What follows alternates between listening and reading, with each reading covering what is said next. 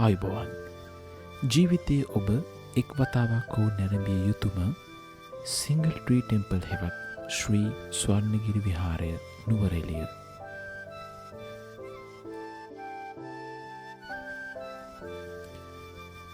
මෙම විහාරය නුවරඑළිය බස් නැවතුම් පොළ සිට කිලෝමීටර් 3.7ක් පමණ දුරින් පිහිටා ඇත. නුවරඑළිය සිට වැලිමඩ දෙසට කිලෝමීටර් 2ක් පමණ පැමිණෙන විට පීසහට්ටකට කලින් දකුණු දෙසට තිබෙන සිංගල් ට්‍රී පටුමාවත දිගේ කිලෝමීටර් 1.5ක් පමණ පැමිණෙන විට මෙම සුන්දර විහාරස්ථානය ඔබට දැකගත හැකිය.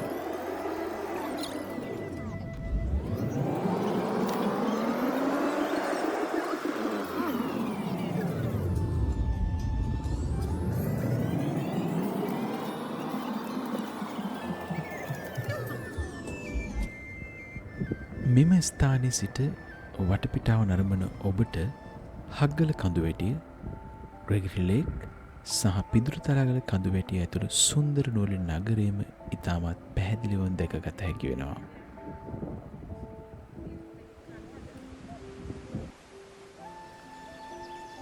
මෙම විහාරස්ථානයේ පිවිසුම අසල බුදුරජාණන් වහන්සේ පාරලීය වනයේ වැඩවසන විට ඇතකු සහ වානරයක උපස්ථාන කිරීම නිරූපණය වන පරිදි අතීත කතාවස්තුව ප්‍රතිනිර්මාණය කර තියෙනවා.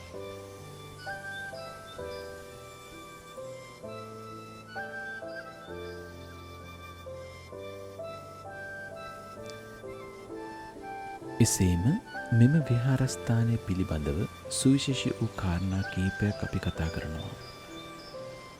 විහාරස්ථානයේ ඉහළින් ඉදිවන බුද්ධ ප්‍රතිමා වහන්සේ ලංකාව භූමිය අනුව ඉහළම ස්ථානයක ඉදිවන බුද්ධ ප්‍රතිමා වහන්සේ ලෙස හඳුන්වනු ලබනවා. මෙම සිංගල් ට්‍රී කඳුවැටිය ලංකාවේ 10 වන උසම කන්ද වන අතර මෙය සැබෑම සංචාරකයන්ගේ පාරාදීසයක් ලෙස හඳුන්වනවා.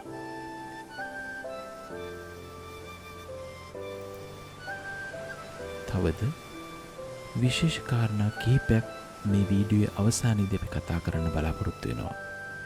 ඒක නිසා මේ වීඩියෝයේ අවසානයේ තෙක්ම රැඳී ඉන්න.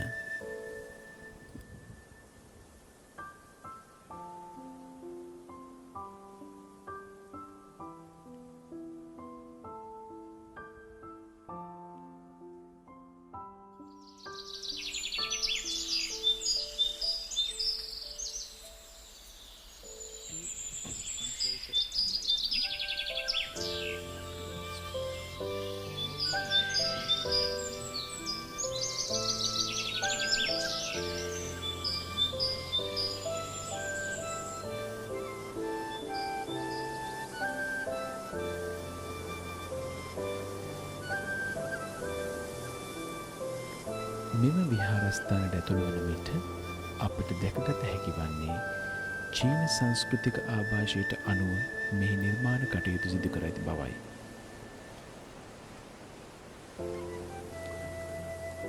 ප්‍රධාන පිවිසෙමින් ඇතුළු වන විට ඔබට ඉදිරියෙන් සුමන සමන් දිව්‍ය රාජානන්ගේ ප්‍රතිමාවක් දැකගත හැකි වේ.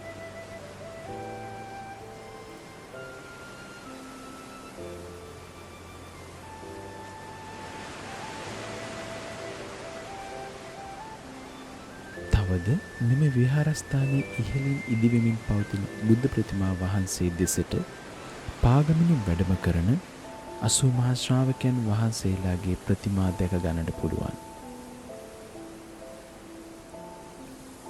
මෙම ප්‍රතිමා ඔබ හොඳින් නිරීක්ෂණය කළොත් ඔබට දැකගත හැකි වන්නේ එම ශ්‍රාවකයන් වහන්සේලාගේ බාහිර පෙනුම, උන්වහන්සේලාට ආවිනික ගුණාංග සහ දේහ ලක්ෂණ එකකට එකක් වෙනස් ලෙස ප්‍රතිනිර්මාණය කිරීමට නිර්මාණකරුවා විශාල වෙහෙසක් ගෙන ඇති බවයි.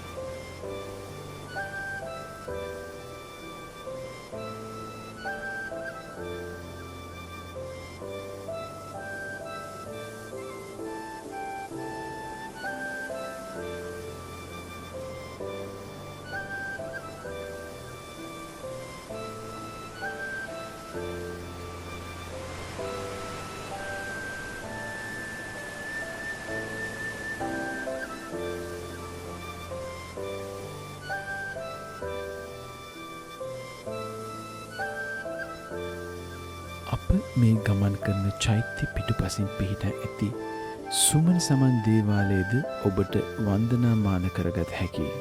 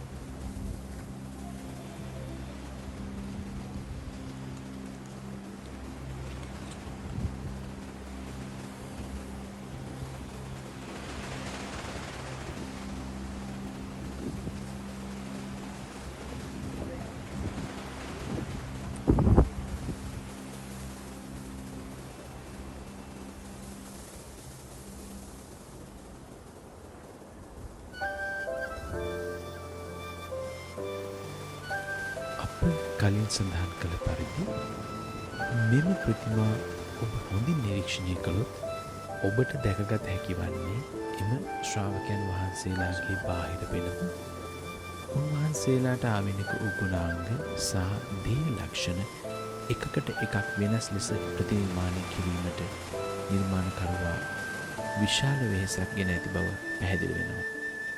තවද මෙම ප්‍රතිමා අතරින් විශේෂ වස්ත්‍රයකින් සැරසුණු ප්‍රතිමාවක් දැක ගන්නට පුළුවන්.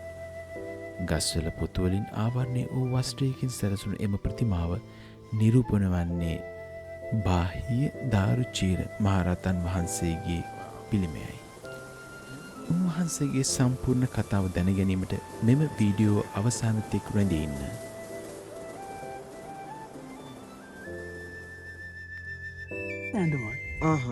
ඒක ඒත් කතාව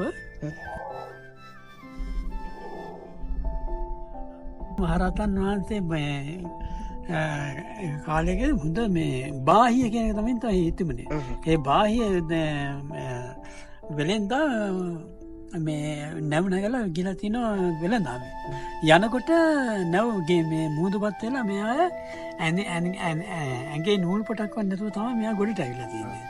ඒ ගොඩට ආවට මට දැන් මෙයාට බඩගිනින්නේ. කණ්ඩ යන්න තැන මිනිස්සු ගාවට යන්න විදියන්නේ ඇඳුමක් නැති හින්දා. ඒක නිසා ඒකට පෙරේ දරපොතු වලින් හදාගත්ත ඇඳුමක්. අඳගෙන මේ වලන් කට්ටකුත් හොයාගෙන පාත්‍රයක් කිව්වා. හොයාගෙන මේ ගිහලා තිනවා මිනිස්සු ගාවට හිඟා කන්න.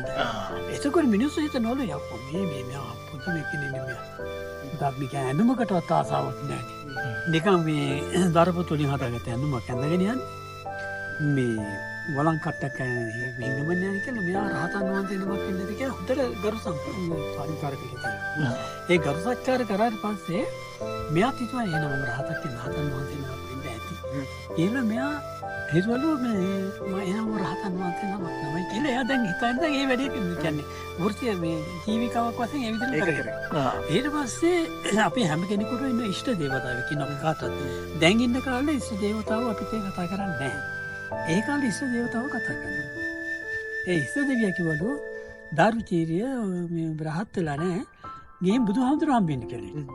මේ බුද්ධ කියන වචනේ ඇහුන ගමන් මෙයාට පුදුම සන්තෝෂයක් ඇති වෙලා මෙයා ගිහිල්ලා තිනවා දැන් කාලේ හැටින කිලෝමීටර් 30ක් විතර යන්න ඕන. පයින්ම දුවගෙන ගිහිල්ලා තියෙන බුදුහාමුදුරුවෝ. බුදුහාමුදුරුවෝ හම්බෙන්න යනකොට මේ ජේතවනාරාමේ ඉන්න කියලා ආරංචි වුණා. ජේතවනාරාමේට ගියාට පස්සේ කියලා හාමුදුරුවෝ කියලා තියෙනවා නෑ දැන් හාමුදුරුවෝ මේ පින්ඩපාති වැඩියා. ඒකෙන්ද දැන් පින්ඩපාතේ මේ ජේතවනාරාමේ නැහැ කියලා.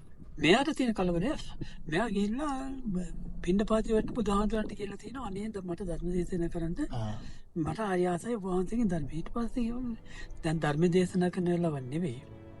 දැන් මේ පින්ඩපාති වඩන වෙලාව නෑ පෙරත්ත කරනවලු මේ එපා මට කියන්න එකම ධර්ම දේශනාවක් දේශනා කරන්න. ඊට පස්සේ බුදුහාමුදුරු බැලුවොත් දැන් මෙයාගේ මොකද්ද මේ කරන්නේ කියලා. ඊට පස්සේ දැන් මෙයාගේ ආයුෂ බොහොම කෙටි. ඊට පස්සේ බුදුහාමුදුරු දේශනා කරලා තියෙන්නේ එකම එක ධර්ම දිත්තේ දිට්ඨමත්තං සුතේ සුතමත්තං. දිත්තේ දිත්තමත්තන් කියන්නේ දෙක්කොත් දෙක්ක සුතේ සුතමත්තන් කියන්නේ ඇහුවපමු. ඒ ටික අහනකොටම දාරුචීරිය මහරහතන් රහත් වෙලා. රහත් වුණාට පස්සේ කියලා තිනවා දැන් මට මේ ගිහි පිටින් ඉන්න බෑනේ. සිවුරු දරා ගන්න ඕනේ මොකද මේ මාව වහන කරන්න කියලා. බුදුහාමුදුර දැන් දාන්න මේ පින්නපාතේ වන්නේ තවත් බැලුවොත් තව මොහොතකින් මෙයා මැරෙනවා. පිරිනවන් පානවා. ඒක නිසා කිව්වල මැරුවා එහෙනම් ඔයා ගිහලා මේ ජේතවනාරාමයට ගිහිල්ලා අටපිරිකර අරන් එන්න මහාන කරන්ට කියලා. අටපිරිකර ගේන්න යනකොට මේ එළදෙනක් යක්ෂණියක් පෙරකාරේ වෛරක්කාරියක්. ඒ එළදෙන්ට ආරූඪ වෙලා ඇනලා මැරුවා. ඒක තමයි දාරුචීරිය මහරහතන් වහන්සේට සිවුරු දරා ගන්න බැරි වුණා. දාරුචීරිය ඇඳුම පිටින් තමයි පිරිනිවන් පෑවේ. හැබැයි බුදුහාමුදුරුවෝ දාරුචීරිය මහරහතන් වහන්සේගේ දේහය වලේ දාන දුන්නේ ආදාහන කළා තමයි රහතන් වහන්සේ කෙනෙක්. ඊට පස්සේ මේ සංඝයාගේ සංඝ සභාවේදී හාමුදුරුවෝ සාකච්ඡා කරන සංඝයා එකතු නම් ඒ පාරේ කියලා තියෙනවා මේ මුකුත් නෙවෙයි ඔය පාප කර්ම වල විපාක. මෙයා තව 5 දෙනෙක් එක්ක තව 4 දෙනෙක් එක්ක 5 දෙනෙක් එකතු වෙලා ඊට කාශ්‍යප බුදුරජාණන් වහන්සේ කාලයේදී ගෑණියන් දෝෂණය කරලා. ඒ ගෑණියන් දෝෂණය කරලා එයාගේ තියෙන රත්තරන් බඩු ඔක්කොම තිය අරගෙන දැන් මේගොල්ලෝ සාකච්ඡාවල මෙයා මරන්න. මේක මෙයාට ඇහුණ ගමන්ම දැන් මෙයාට බේරෙන්න බෑනේ මරනවා. ඒකේතවත් ඒ වෙලාවේ වෛර බැඳලා තිනවා මං ಜಾති දුබරගෙන් පලි ගන්නවා කියලා. අර යක්ෂණියේ ඒ යක්ෂණිය. ඒක තමයි අර යක්ෂණෙක් වෙලා ආවේ. අර 4 දෙනාගෙන් පලි ගන්න බැරි වුණා. මොකද අහලා තියෙන ඔය කතාවක් මේ කාශ්‍යප මහරහතන් වහන්සේ කාලේදීම මේ ඔයගොල්ලෝ මහාන වෙලා ආපහු ගිහලා තිනවා පර්වතයක් උඩට ගිහිල්ලා භාවනා කරන්න ගියාටම ගිහිල්ලා ඉනිමගට පයින් ගහලා තියෙනවා. අර මේ රහත් වෙලා මිසක් මේ අන්න එන්නේ නැහැ කියලා. එතකොට 4 දෙනෙක් රහත් වුණා. මාර්ගඵල ලබා ගත්තා. මේ දාරුචීරිය බාහ්‍ය මේ වෙලෙන්දා බැරි වුණා රහත් ඵලෙ ලබා ගන්න. මේ ගෞතම බුදුහාමුදුරන් කාලේදී ඒකේ විපාමෙන්දා මේ කියන්නේ රහත් වෙන වාසනාව තිබුණා. නමුත් අර යක්ෂණිය ඇවිල්ලා ඒක පිළිගත්තා. ඒක කිව්වා. මගේ කතා දෙකම අහලා තියෙන වෙනට එක සම්බන්ධයක් අහලා නැහැ. මොකද දාරුචීරිය දැක්කොත් දුටුවා ඇහුවොත් ඒ දෙකම අහලා තියෙනවා. ඔබතුමා නම මොකද්ද? මම සිරිසේන. හරි ඒක හරි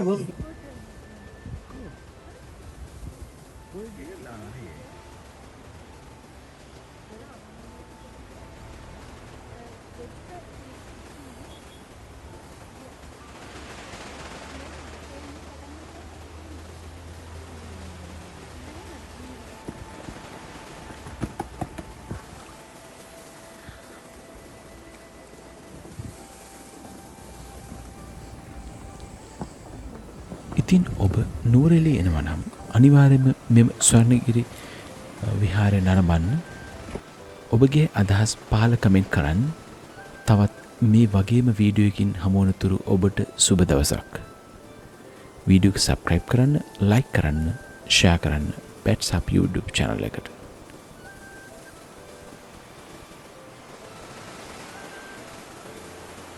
Be sure to hit that subscribe button, give us a thumbs up if you enjoy the content, and ring the bell icon for a first look at our latest video.